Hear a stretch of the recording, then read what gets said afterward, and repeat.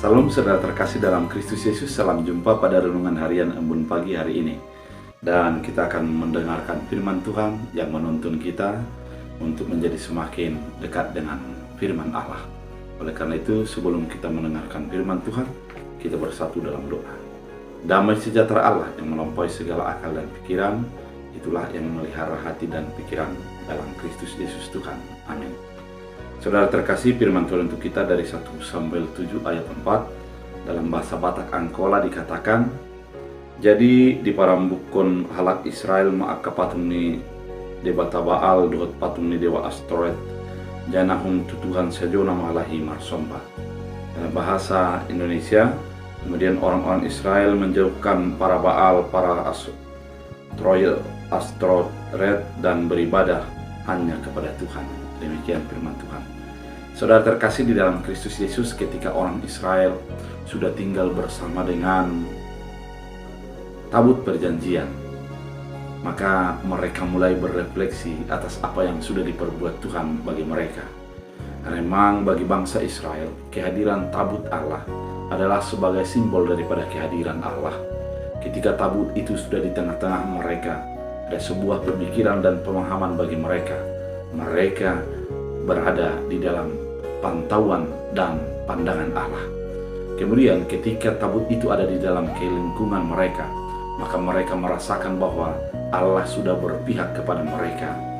Oleh karena itu, ketika tabut itu sudah berada di tengah-tengah mereka, kemudian ada kemenangan-kemenangan di dalam perang melawan bangsa-bangsa di sekitar mereka, maka ada sesuatu refleksi untuk melihat apakah Tuhan sudah berkenan kepada mereka.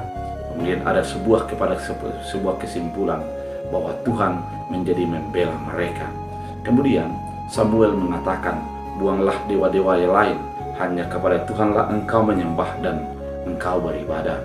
Kemudian mereka melakukan itu, mereka membuang segala dewa-dewa yang ada di dalam diri mereka dan fokus kepada Allah saja.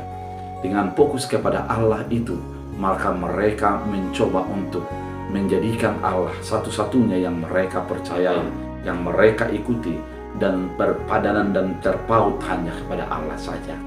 Saudara terkasih di dalam Kristus Yesus, keadaan ini membuat sebuah perubahan sosial, perubahan politik, dan perubahan keagamaan dalam kehidupan mereka.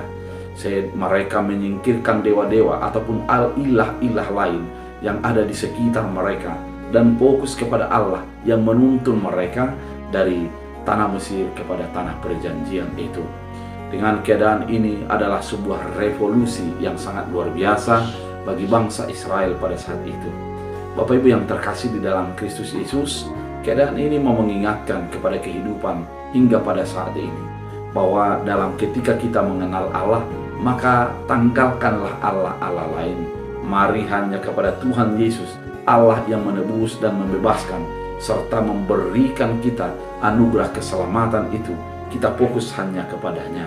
Harus kita menanggalkan dewa-dewa lain yang menggoda kita untuk terpikat olehnya, seperti harta, jabatan, ataupun kesenangan-kesenangan dunia ini. Atau bahkan ada juga orang yang tergoda untuk menjadi sesuatu yang memiliki kekuatan, memiliki daya pikat. Namun mari kita hanya fokus kepada Yesus Kristus, Tuhan kita, Allah kita, karena melalui Dia keselamatan sudah dinyatakan, kebebasan sudah dipaparkan dan dinyatakan bagi kehidupan kita.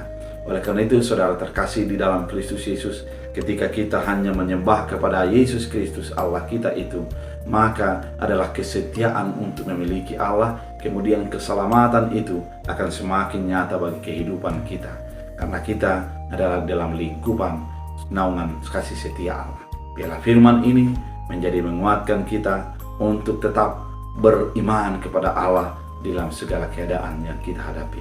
Kita berdoa. Terima kasih Tuhan, melalui firman ini kami diingatkan untuk selalu percaya dan menggantungkan diri kepada Allah saja.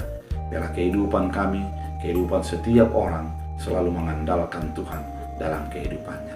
Terima kasih Bapa, biarlah firman-Mu menjadi berakar, berbuah, bertumbuh dalam hidup kami. Dalam Kristus Yesus Tuhan. Amin. Tuhan Yesus memberkati.